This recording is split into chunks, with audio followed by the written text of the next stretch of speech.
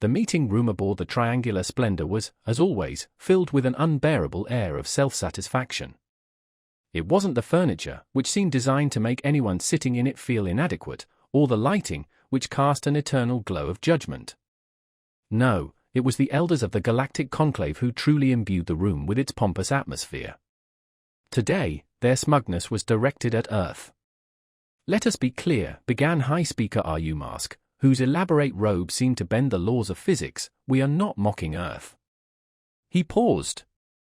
"But if we were," he continued, "it would be completely understandable." A wave of restrained chuckles rippled through the room as the other elders nodded. Mask gestured to the hologram in the center of the room. It displayed the third planet of an unremarkable star system, its surface a seemingly overly cheerful mix of blue oceans and green landmasses. "The inhabitants call it Earth," Mask said with a disdain one might reserve for a damp sock. "A Class 13 Deathworld, they claim." "Huh?" He scoffed. "Do you know the qualifications for such a classification? Toxic flora, aggressive fauna, catastrophic natural disasters." He paused again for effect. "And yet, these humans supposedly thrive there." Elder Jix, whose main purpose seemed to be stating the obvious, chimed in, "Surely they're exaggerating. A species that constructs shelters from twigs can't possibly survive a Class 13 environment." The chuckles escalated into full-blown laughter. Mask raised a hand to quiet the room, though his grin suggested he wasn't in any rush. "Which is why," he declared with dramatic flair, "we have decided to send an observation team. A simple reconnaissance mission. If they're lying, we'll expose them.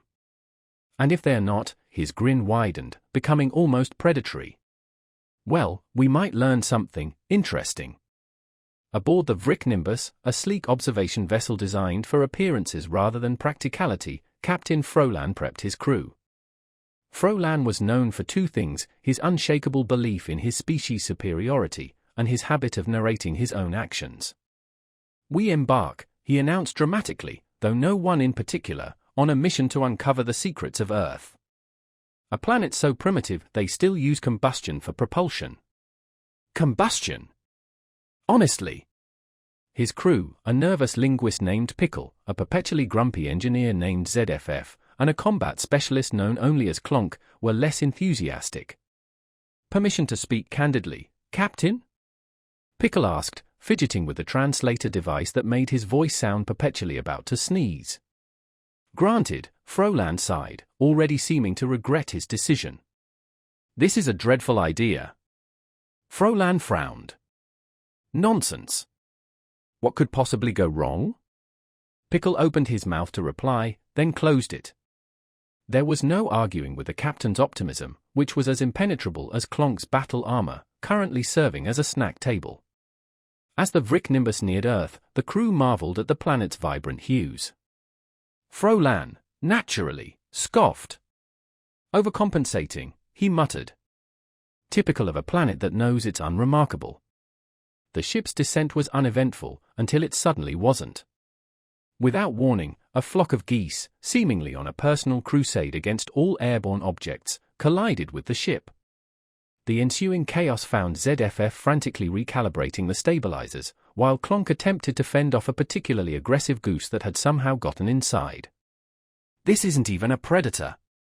Clonk yelled, brandishing a chair at the honking goose. Pickle, meanwhile, observed the unfolding mayhem with a mixture of bewilderment and contempt. "Are they coordinating? Impossible. They lack the neural complexity. Tell that to its beak." Clonk roared. When the ship finally landed, more of a controlled crash landing, in a dense forest, the crew emerged battered and humiliated. The ground was muddy, the air thick with strange odors, and the trees seemed to loom in silent judgment. "Welcome," Pickle said dryly, "to Earth." The sound of distant laughter reached their ears. A group of humans, unaware of their intergalactic visitors, were gathered around a campfire roasting marshmallows. One of them, wearing a hat that proclaimed "I do my own stunts," was attempting to jump over the fire on a unicycle. The crew watched in stunned silence as the man landed face first in the dirt, then stood up cheering as if he'd just won a great victory. "What in the name of the 7 moons was that?" Frolan demanded. Reckless idiocy, ZFF grumbled. Or bravery, Pickle suggested thoughtfully. Perhaps both, Frolan said, shaking his head and muttering to himself. Class 13 Deathworld? More like Class 13 Clown World. But deep down, for the first time, he felt a flicker of unease. These creatures were reckless, chaotic, and utterly bizarre. And yet, they were still alive. That was, perhaps, the most terrifying thing of all. Back aboard the *Vrick Nimbus*, Captain Frolan sat in his command chair, the picture of a being whose carefully constructed reality had just been shattered. His crew, looking slightly worse for wear, bustled around him with a nervous energy usually seen in caged lab rats. They were attempting to process the events of the day, a task that seemed to be proving remarkably difficult. Let's recap, Frolan began, rubbing his temples. This planet's ecosystem appears to possess the temperament of a small child left unsupervised with sharp objects. The local fauna exhibits signs of organized labor, and the humans. He paused, waving a hand vaguely. The humans are insane, ZFF supplied helpfully, rubbing a raccoon-inflicted scratch on his arm. Dangerously insane, with a complete disregard for their own well-being, or the laws of physics, Pickle added, recalling a human constructing a makeshift ramp out of plywood and bricks, then launching themselves into a pond on a bicycle. Why? Clonk, who had been silently polishing his helmet, grunted. Because they can. The implications hung heavy in the air. Frolan's antennae twitched. Observe and report, he muttered. That is our mission. And when they inevitably do something utterly reckless? Pickle asked. We report it, Frolan replied, the confidence in his voice noticeably strained.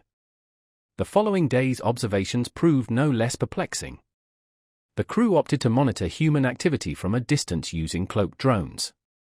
What they witnessed was both captivating and deeply disturbing. First, they observed a group of humans scaling a sheer cliff face for no discernible reason other than to reach the summit. No treasure, no strategic advantage, just a baffling desire to conquer gravity. Are they at least utilizing safety precautions? Frolan inquired, watching the footage. Not particularly, ZFF replied, zooming in on one climber ascending barefoot with a large speaker strapped to their back, blaring what the translator identified as Eye of the Tiger. Why the audio device? Pickle asked, bewildered.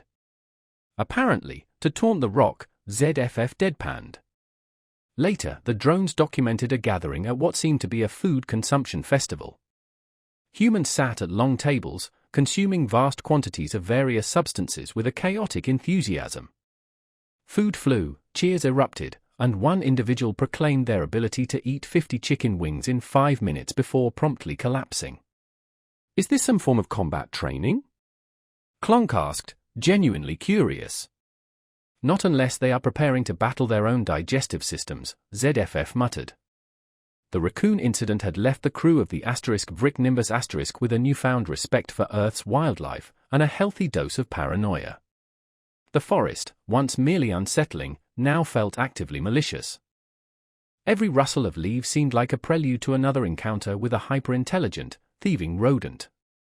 Perhaps, Pickle ventured, adjusting his ever-malfunctioning translator, we should confine our observations to areas less densely populated by woodland creatures. Frolan, still smarting from the indignity of having his emergency rations pilfered by a raccoon, readily agreed. Excellent suggestion, Pickle, he said, swatting at a particularly persistent mosquito. Let us seek out these humans in their natural habitat, the urban jungle, as they call it. ZFF, who had spent the morning attempting to repair the damage to his multitool, grumbled, as long as there are no more raccoons with opposable thumbs. Clonk, silently polishing his helmet, simply grunted his assent. Their journey to the nearest human settlement was a trial in itself. The *Vrick Nimbus*, designed for sleek intergalactic travel, was proving remarkably ill-suited for terrestrial navigation. It scraped against low-hanging branches, got stuck in mud puddles, and at one point became momentarily entangled with a clothesline. This planet's terrain is actively conspiring against us, Frolan declared, his voice strained with frustration. It's like navigating a giant, poorly maintained obstacle course. Or a child's extremely messy bedroom, Pickle added, carefully extracting a garden gnome from the ship's landing gear. Finally, they arrived at the outskirts of a sprawling human city, a concrete and steel labyrinth that seemed to stretch endlessly in every direction. The sheer density of human activity was overwhelming. Vehicles zipped along roads in a chaotic ballet, pedestrians swarmed the sidewalks, and the air vibrated with a constant hum of noise. This, Frolan muttered, staring at the scene with a mixture of awe and disgust, is where they thrive. They decided to begin their observations from a rooftop, figuring it would offer a good vantage point while minimizing the risk of another raccoon-related incident. What they witnessed, however, was even more perplexing than anything they'd encountered in the forest. Humans, it turned out, engaged in a bewildering array of activities, seemingly for no other reason than to occupy their time. They saw humans chasing small, fluffy spheres with sticks, throwing oddly shaped objects into hoops, and engaging in elaborate rituals involving painted spheres and wooden pins. Are these training exercises? Clonk asked, tilting his head in confusion. Perhaps simulations of combat? I highly doubt it, ZFF replied, watching a group of humans attempting to balance on boards with wheels. Unless their enemies are gravity and their own sense of balance. Pickle, meanwhile, was fixated on a group of humans dressed in brightly colored costumes, performing synchronized movements to music. It appears to be some form of ritualistic display, he observed, possibly intended to appease the local deities. Or to attract mates, ZFF suggested dryly. Who knows with these creatures? The raccoon incident had instilled a healthy dose of caution, bordering on paranoia, in the crew of the *Vricknimbus star. The forest, once merely unsettling, now seemed to harbor a personal vendetta against them. Every shadow held the potential for another encounter with a hyper-intelligent, kleptomaniacal rodent. Perhaps, Pickle suggested, nervously adjusting his perpetually glitching translator, we might consider restricting our observations to locales less teeming with woodland fauna. Frolan, still smarting from the humiliation of having his emergency rations purloined by a raccoon, readily concurred. An astute observation, Pickle, he replied, swatting at a particularly persistent mosquito. Let us seek out these humans in their so-called urban jungles.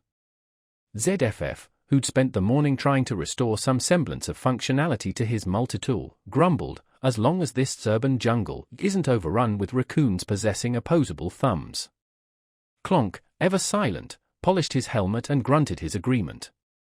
Reaching the nearest human settlement proved a challenge in itself. The *Vricknimbus*, designed for sleek intergalactic voyages, was proving remarkably unsuitable for terrestrial travel. It scraped against low-hanging branches, became mired in muddy puddles, and at one particularly embarrassing moment, became briefly entangled in a clothesline adorned with brightly colored garments. This planet's topography appears to be actively antagonistic, Frolan declared, his voice tight with frustration. It's like navigating an enormous, poorly maintained obstacle course designed by a deranged child. Or a child's exceptionally untidy bedroom, Pickle added, delicately removing a garden gnome from the ship's landing gear. They finally reached the periphery of a sprawling human metropolis, a labyrinthine expanse of concrete and steel that stretched as far as the eye could see. The sheer volume of human activity was overwhelming. Vehicles darted along roadways in a chaotic yet strangely coordinated dance, pedestrians thronged the sidewalks, and the air vibrated with a constant, low hum of noise. This, Frolan muttered, gazing at the scene with a mixture of awe and revulsion, is their chosen habitat. This is where they flourish.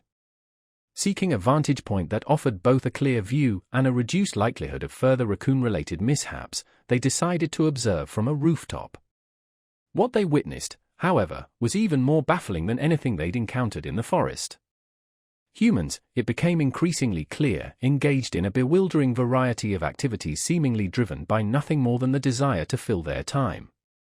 They saw humans pursuing small, fluffy spheres with elongated sticks, propelling oddly shaped objects towards elevated circular targets, and participating in elaborate rituals involving brightly colored spheres and wooden pins.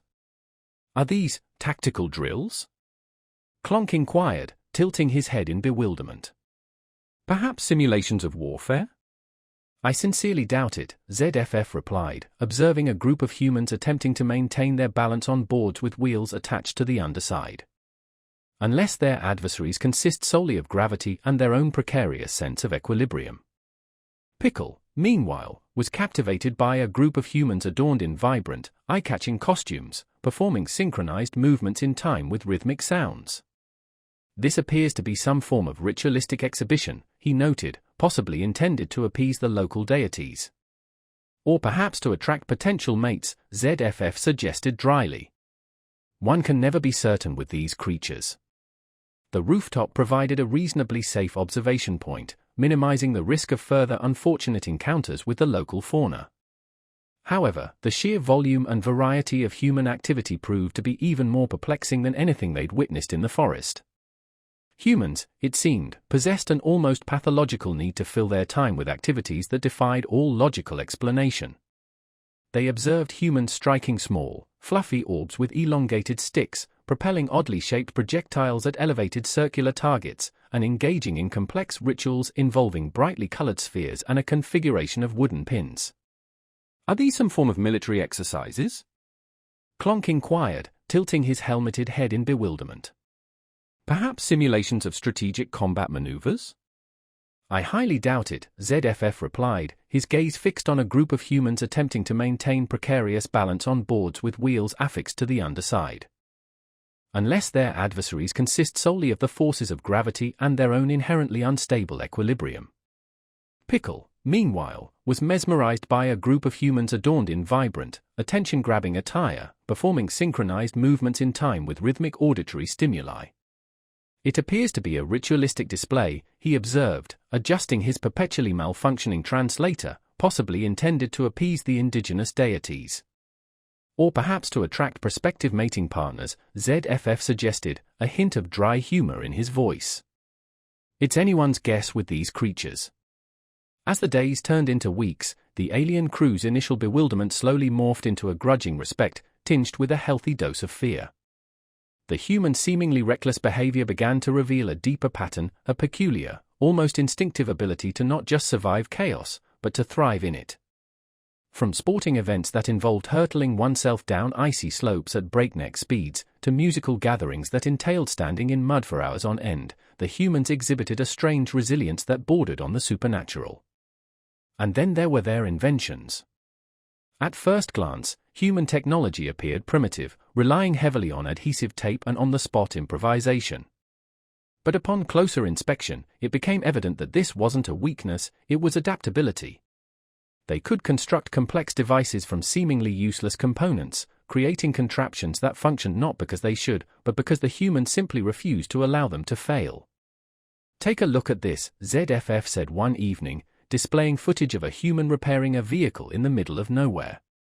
The individual had utilized a combination of chewing gum, a shoelace, and what appeared to be pure willpower to get the engine running again. That shouldn't work, Clonk stated flatly. And yet, it does, Pickle murmured, a hint of awe creeping into his voice.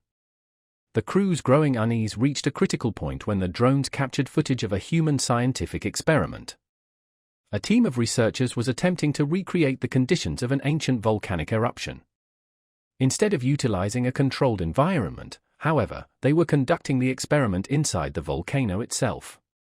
This is sheer lunacy, Frolan declared, staring at the footage of a human casually jotting down notes while molten lava bubbled a few meters away. Why would they risk their lives in such a manner? Because, Pickle replied quietly, they seek understanding, even if it comes at a great personal cost. The room fell silent. For the first time, the crew grasped that the humans weren't merely reckless, they were relentless. Their insatiable curiosity, their boundless creativity, their sheer refusal to back down from a challenge, it was terrifying, and in a strange way, inspiring. As the crew sat in the dimly lit observation room, the gravity of their findings settled upon them like a heavy blanket. Frolan gazed at the monitor, watching a human laugh as they wiped soot from their face. These creatures, he said softly, should not be able to survive here. And yet, they flourish. Not despite the chaos, but because of it. For once, no one offered a sarcastic retort. The air inside the *Vrick Nimbus* was thick with tension. Captain Frolan paced back and forth, his antennae twitching nervously. He had spent the past several days attempting to rationalize the sheer absurdity of humanity, only to find his mind entangled in increasingly complex knots. "We've observed them," Frolan muttered, his voice laced with exasperation. "We've documented their reckless behavior, their bizarre rituals, their terrifying ingenuity. And yet, we still lack conclusive evidence of how they managed to survive on this planet. Perhaps it's simply sheer stubbornness," Pickle offered tentatively. "They appear to possess an inexhaustible supply of it." "That's not a scientific explanation," Frolan snapped, though a part of him suspected Pickle might be right. "We require a practical demonstration of their capabilities. Something controlled. Something measurable." Aboard the *Vrick Nimbus*, Captain Frolan had reached his limit. He sat in the command chair, staring at the holographic projection of Earth with the haunted expression of someone who'd just realized their worst nightmare was wearing a festive hat. His crew stood around him, battered but no longer bewildered. Bewilderment had been replaced by a quiet resignation. "This mission," Frolan began, his voice low and strained, "was intended to be a simple reconnaissance. A study. An opportunity to demonstrate the unremarkable nature of this so-called Deathworld." He turned to face his crew, his eyes wide with disbelief. "Instead, we have uncovered madness. Pure, unadulterated, laugh-in-the-face-of-physics-and-survive madness." Clonk raised a hand. "To be fair, Captain, the sphere incident was partially our doing." Frolan pointed a finger at him. "Do not remind me." As the crew deliberated their next move, a new complication arose. The Nimbus's long-range scanners detected a colossal storm system rapidly intensifying. This wasn't just any storm, it was the kind of meteorological event that would reduce lesser planets to rubble. Hurricane-force winds, torrential downpours, and lightning strikes so frequent they resembled a strobe light show, and it was heading directly for the human settlement they'd been observing. Frolan groaned. "Of course. Their planet is attempting to annihilate them. Again. Why wouldn't it be?" ZFF remarked, anxiously studying the readings. "We should depart before we're caught in it." They began preparations to leave, but something stopped them. Instead of evacuating, the humans were preparing to face the storm head-on. Vehicles loaded with supplies were deployed, teams assembled in brightly colored rain gear, and radio chatter buzzed with phrases like "batten down the hatches" and "weather the storm." "They're remaining?" Pickle exclaimed, incredulous. "Who stays for something like this?" "It's not just staying," Clonk observed, his gaze fixed on the monitor. "They're assisting one another. Look, that group is reinforcing a building. And those individuals are helping others relocate." Frolan's expression contorted into a blend of apprehension and grudging respect. "These lunatics don't flee from chaos. They organize it." Against his better judgment, Frolan ordered the crew to continue observing. The storm struck with a ferocity that defied description. Trees bowed to their breaking point, debris hurtled through the air as if on a mission, and the rain fell in sheets so thick they obscured visibility. Yet, the humans persevered. One particularly audacious individual strapped themselves to the roof of a truck to secure a loose top, yelling, "This storm ain't taking my barbecue," as they battled the wind. Another group formed a human chain to transport supplies across a flooded area, their shouts of encouragement piercing the storm's roar. Even facing such overwhelming force, the humans remained unyielding. The aliens were so captivated by the spectacle they failed to notice the storm's impact on their own vessel. A sudden gust buffeted the Nimbus, triggering alarms and sending Pickle sprawling. "Captain, we're losing stability," ZFF shouted, struggling with the controls. "We must ascend immediately." "Not yet," Frolan said, his eyes glued to the monitor. "I need to see. I need to understand." "Understand what?" ZFF yelled. "How to get us all killed." Frolan remained silent, watching as a soaked and exhausted human pulled a stray dog from a flooded ditch. The dog barked, shook itself off, and immediately began wagging its tail, as if thanking its rescuer.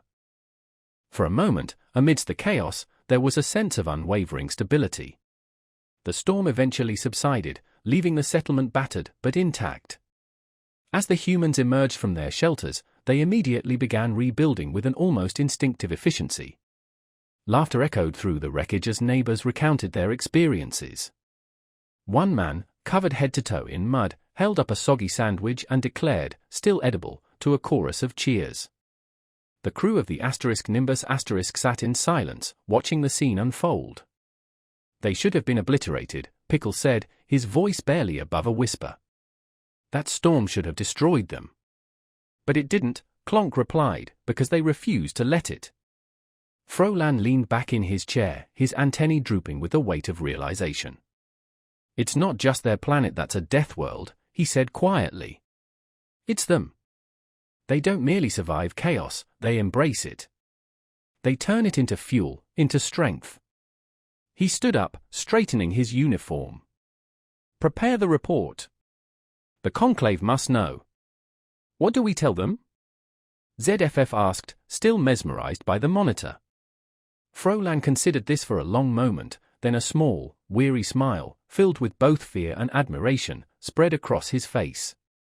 Tell them, he said, that Earth isn't the anomaly. We are.